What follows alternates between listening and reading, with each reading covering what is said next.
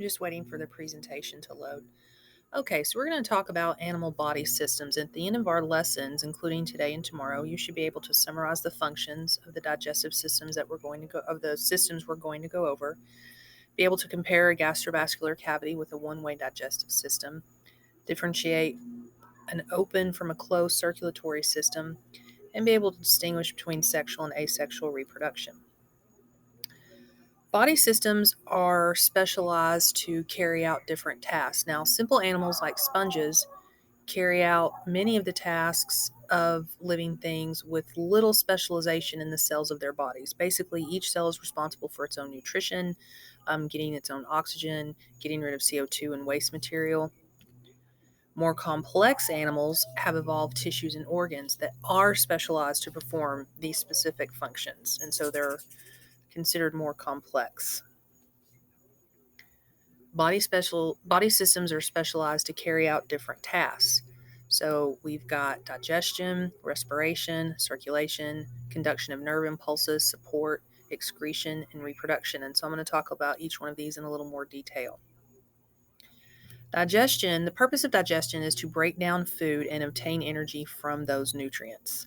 Sponges, again, each cell is responsible for its own nutrition, so it takes in microscopic particles and digests food within the body cells.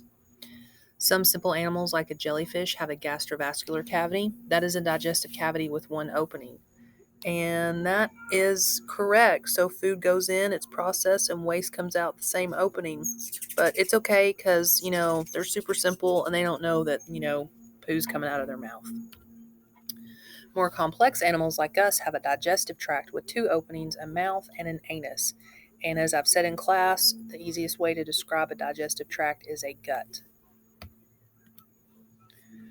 Respiration is the exchange of gases, so we're taking in oxygen and getting rid of CO2 gases. This can only take place across a moist surface.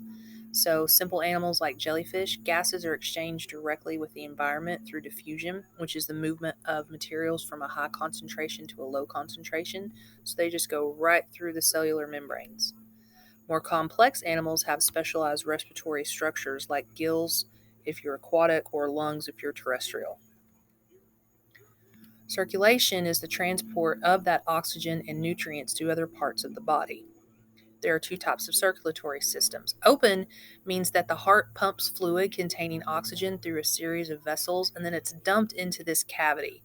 And then that oxygen and those nutrients are just going to worm their way around to where they find where they need to go. It's a very inefficient system. It's okay if you don't move a lot or you move very slowly, but if you don't, you need a closed circulatory system in which a heart pumps blood through a series of vessels, and blood stays in the vessels the whole entire time. It never goes out into a cavity. The purpose of the conduction of nerve impulses is just to coordinate all the activities in an animal's body and allow animals to sense and respond to stimuli in the environment. Simple animals like a hydra have little coordination among their nerve cells. They basically just kind of are reactionary. They can't think. They can't, consciously do things. They just react. Complex animals have nerve cords and a ganglia, which is a very cluster of nerve cells, or they may have a complex brain. So this would be the ganglia of a planarian, one of those very small flatworms. Not a lot going on here. Basically, these guys can move in and out of light, move towards a food source. The dog, on the other hand, has a very complex brain, which is different sections responsible for all the different things and behaviors and responding to stimuli that a dog would do. The skeletal system provides a framework that supports the body. Many soft-bodied invertebrates have a hydrostatic skeleton, which is filled with water. It's like a water balloon. The more water, the tighter it is. The less water, the more flexible it is. Other invertebrates, like insects and crabs, have an exoskeleton, which is a rigid external skeleton. Now, that exoskeleton doesn't really grow, and so animals with exoskeletons have to shed it periodically in order to grow larger.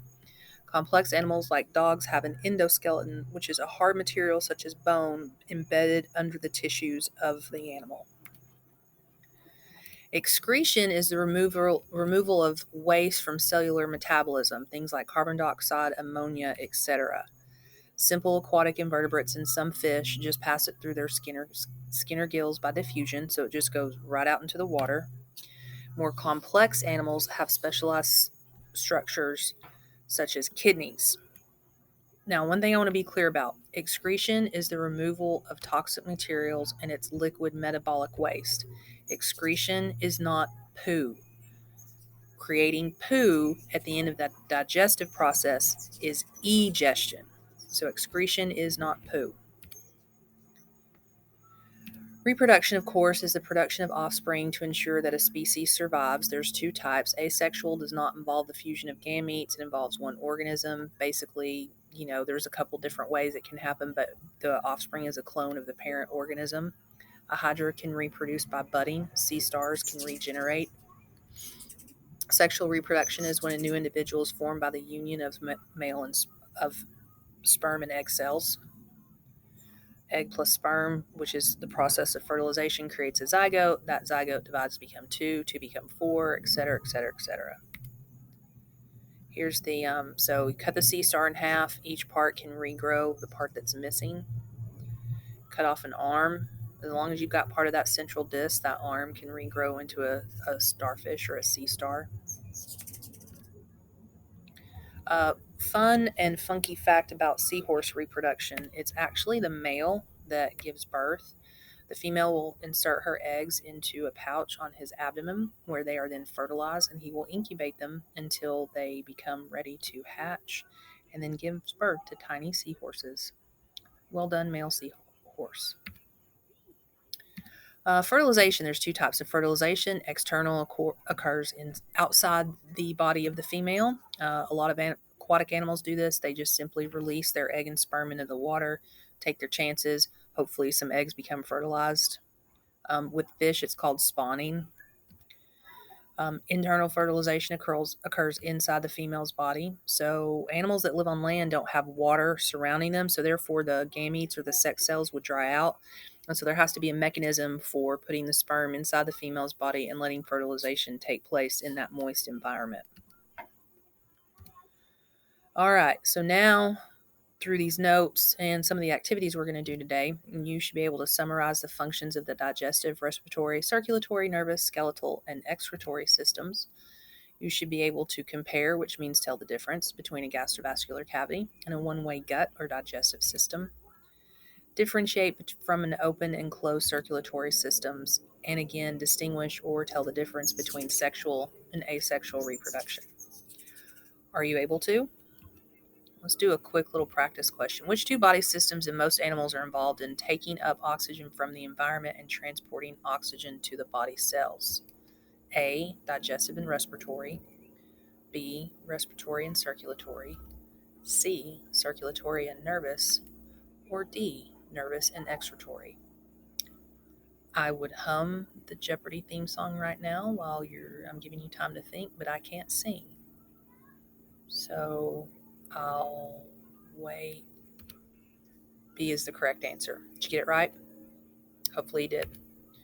All right, so at the end of the notes, there's a short little check for understanding. Go ahead and complete that and then check it with the key.